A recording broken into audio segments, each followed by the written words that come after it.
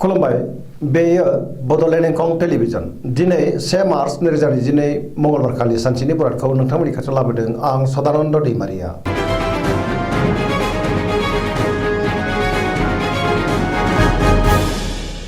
सिगां फरायनो लादों मेष राशि गिबि हांखो अ ल।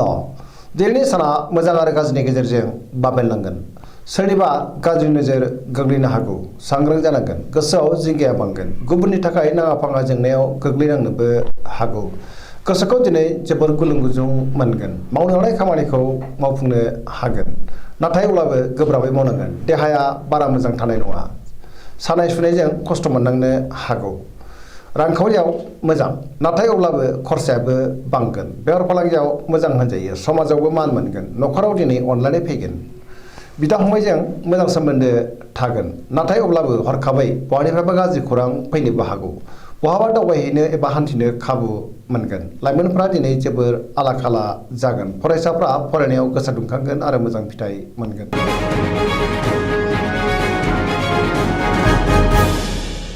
वृष राशि गिबि हांखो इ उ ब।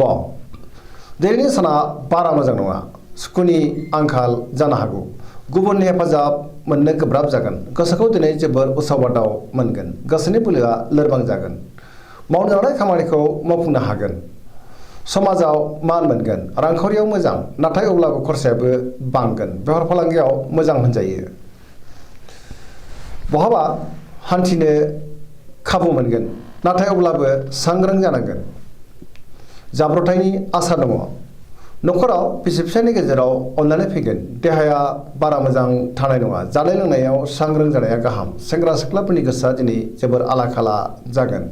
गोसोनि साननायफ्रा देबोर नांगोन। बहानिफ्रायबा हरखाबै गाज्रि खौरां फैनोबो हागौ। नेगेटिभ एनार्जिनि गोहोमबो गोग्लैगोन।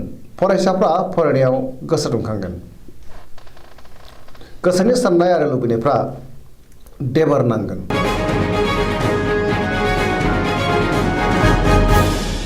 मिथुन राशि गिबि हांखो क स। दिनैनि साना जोबोर मोजां। गुबुननि अननाय आरो हेफाजाब मोननो हागोन। पजिटिभ एनार्जिनि गोहोम गोग्लैगोन। पजिटिभ साननो रोंगोन। गोसोखौ दिनै जोबोर गोजोननाय मोनगोन। जेरावबो जाफुंसारगोन। गोबां खामानिखौ दिनै मावफुंनो हागोन। सिगांनि बबेबा आद्रा खामानिखौबो दिनै मावफुंनो हागोन। देहाया मोजाङैनो थागोन। रांखावरियाव दिनै जोबोर मोजां। बेफार फालांगियावबो जोबोर मोजां। न'खराव अनलायनाय फैगोन। समाजावबो गोबां मान मोननो हागोन। मावनो हानाय खामानिखौ थि समावनो मावफुंनो हागोन। गुबुननि हेफाजाब मोनगोन। बहाबा हान्थिनो खाबु मोननो हागौ आरो मोजाङैनो हान्थिनोबो हागोन। गोसोनि बोलोआ बांगोन। गियाननि आंखाल जानाय नङा। लाइमोनफोरनि गोसोआ दिनै जोबोर रमान्टिक जागोन आरो गावबा गावनि गोसोनि साननायफोरखौबो फोरमायलायनो हागोन। फरायसाफ्रा फरायनायाव गोसो दुंखांगोन आरो मोजां फिथाइ मोननोबो हागोन। पजिटिभ एनार्जिनि गोहोमबो गोग्लैगोन।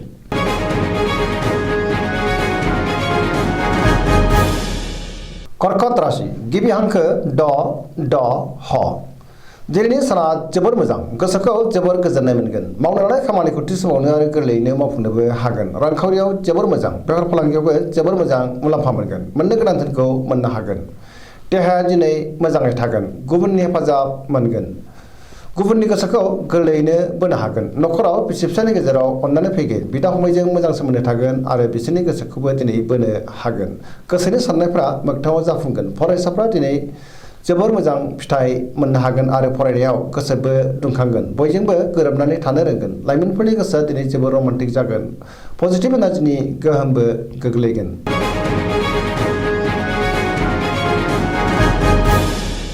सिंह राशि गिबि हांखो म ट। दिनैनि साना जोबोर मोजां। गोसोखौ दिनै जोबोर गोजोननाय मोनगोन। देहाया मोजाङै थागोन। अब्लाबो नाथाय जानाय लोंनायाव सांग्रां जानांगोन। बयजोंबो गोरोबनो रोंगोन। गुबुननि अननाय आरो अनसायनायखौ मोननो हागोन। गोसोखौ दिनै जोबोर गोजोननाय मोनगोन आरो खुसिनि आंखाल जानाय नङा। सोरबा गोजाम लोगोजों बहाबा लोगो मोननानै बांसिन गोजोननाय मोनगोन। मावनो हानाय खामानिखौ थि समावनो आरो गोरलैयैनो मावफुंनोबो हागोन। गोसोआ जोबोर रमान्टिक जागोन। रांखावरियाव जोबोर मोजां। गोबां धोन आरजिनोबो हागोन। अदेबानि खरसायाबो बांगोन। बेफार फालांगियाव जोबोर मोजां मुलाम्फा मोनगोन। न'खराव दिनै अनलायनाय फैगोन। गोसोनि बोलोआ बांगोन। गुबुननि गोसोखौ गोरलैयैनो बोनो हागोन। सेंग्रा सिख्लाफ्रा दिनै जोबोर रमान्टिक जागोन आरो गावबा गावनि गोसोनि साननायखौ फोरमायलायनोबो हागोन। फरायसाफ्रा फरायनायाव गोसो दुंखांगोन आरो मोजां फिथाइ मोनगोन। पजिटिभ एनार्जिनि गोहोमबो गोग्लैगोन।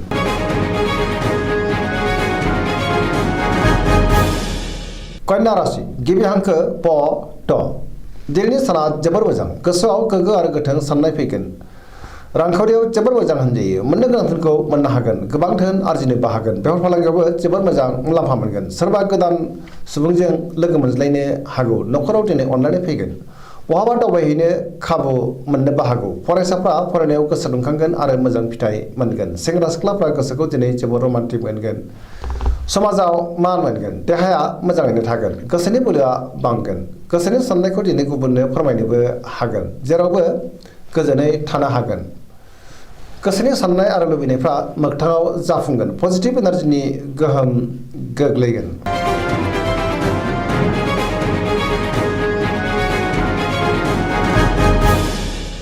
तुला राशि गिबि हांखो र ट। दिनैनि साना जोबोर मोजां। बहाबा दावबायहैनो खाबु मोननो हागौ। गोसोखौ दिनै जोबोर गोजोननायबो मोनगोन। गोसोनि बोलोआ बांगोन। गोसोनि साननायखौ दिनै गुबुननो फोरमायनो हागोन। मावनो लानाय खामानिखौ मावफुंनो हागोन। देहाया मोजाङैनो थागोन।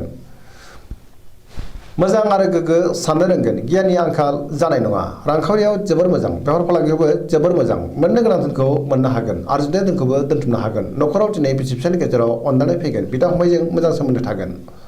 समाजाव गोबां मान मोनगोन। बेफार फालांगियाव दिनै जोबोर मोजां मुलाम्फा मोनगोन। लिरनाय फरायनायावबो आखा फाखा जागोन। सोरनिबा हेफाजाब मोननो हागौ। फरायसाफ्रा फरायनायाव गोसो दुंखांगोन आरो मोजां फिथाइ मोनगोन। गोसोनि साननायफ्रा मोगथाङाव जाफुंगोन।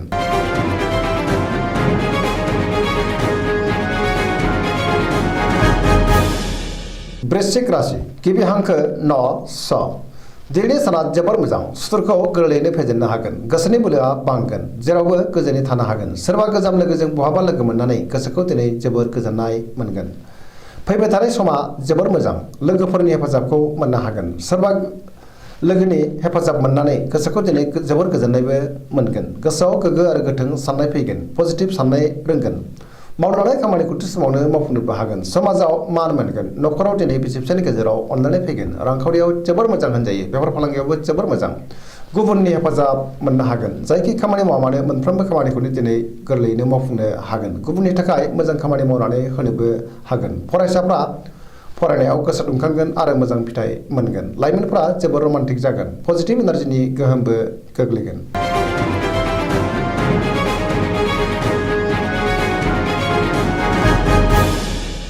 धनु राशि गिबि हांखो ढ फ भ। दिनैनि साना जोबोर मोजां। गुबुननि हेफाजाब मोनगोन। देहाया मोजाङैनो थागोन। बहानिफ्रायबा मोजां खौरां फैनो हागौ। गोसोआव पजिटिभ साननाय फैगोन। गोथों आरो गोग्गो साननो रोंगोन। गियाननि आंखाल जानाय नङा।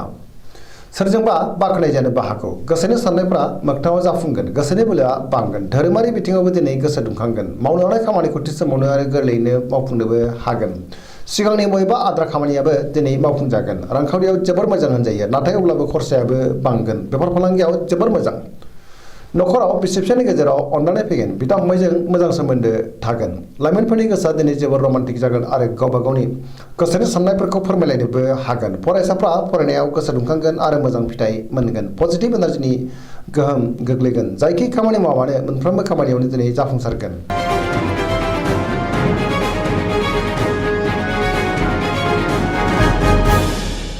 मकर राशि गिबि हांखो ख ज। दिनैनि साना बारा मोजां नङा। बहानिफ्रायबा हरखाबै गाज्रि खौरां फैनोबो हागौ। गोसोखौ दिनै जोबोर आला खाला मोनगोन। देहाया मोजाङै थागोन। अब्लाबो नाथाय जानाय लोंनायाव सांग्रां जानांगोन। गुबुननि थाखाय नाङा फाङा जेंनायाव गोग्लैनांनोबो हागौ। गोसोनि साननायफ्रा देबारनांगोन। रांखावरियाव जोबोर मोजां। मोननो गोनां धोनखौबो मोननो हागोन। बेफार फालांगियाव जोबोर मोजां। गुबुना खहा खालामनो नाजागोन। नाथाय अब्लाबो खहा खालामनो हानाय नङा। सोरजोंबा रायखोमा जानो हागौ। मावनो लानाय खामानिखौ थि समावनो मावफुंनो हागोन। अब्लाबो नाथाय नेगेटिभ एनार्जिनि गोहोम गोग्लैगोन। लाइमोनफोरनि गोसोआ दिनै जोबोर उसाव बादाव जागोन। नाथाय गोसोनि साननायखौ फोरमायलायनोबो हागोन। गुबुननि अनसायनाय मोनगोन। धोरोमारि बिथिङावबो गोसो दुंखांगोन। नाथाय अब्लाबो नेगेटिभ एनार्जिनि गोहोम गोग्लैनो हागौ।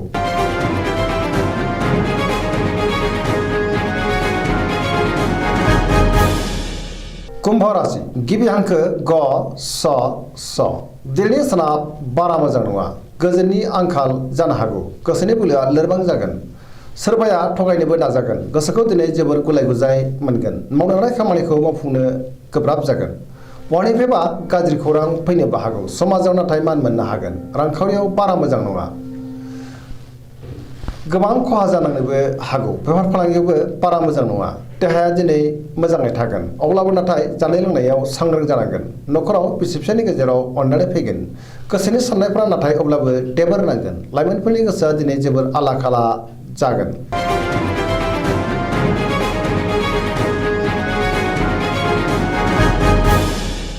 मीन राशि गिबि हांखो ड स दिनैनि साना जोबोर मोजां माबा मोनसे मोजां खौरां मोननो हागौ गोसोखौ दिनै जोबोर गोजोननाय मोनगोन गोसोनि बोलोआ बांगोन देहाया मोजाङैनो थागोन रांखावरियाव दिनै जोबोर मोजां मोननो गोनां धोनखौ मोननो हागोन आरजिनाय धोनखौबो दोनथुमनो हागोन बेफार फालांगियाव जोबोर मोजां मुलाम्फा मोनगोन न'खराव दिनै बिसि फिसायनि गेजेराव अनलायनाय फैगोन लाइमोनफोरनि गोसोआ दिनै जोबोर रमान्टिक जागोन आरो गावबा गावनि गोसोनि साननायफोरखौ फोरमायलायनो हागोन पजिटिभ एनार्जिनि गोहोमबो गोग्लैगोन सोरबा लोगोनि हेफाजाब मोनगोन सरासनस्रायै दिनै साना जोबोर मोजां आरो मोजाङैनो बारग'लांगोन दिनैनि राशि फरायनाया एसेनोसै जोबनायाव बेखौनो खावलायो जाहाथे नोंथांमोना सानफ्रामबो जोंनि बे बड'लेण्ड इंखं टेलिभिजनखौ नायबाय थायो आरो साबस्क्राइब खालामो लोगोसे लाइक खालामो आरो शेयार खालामो एसेनोसै गोजोन्थों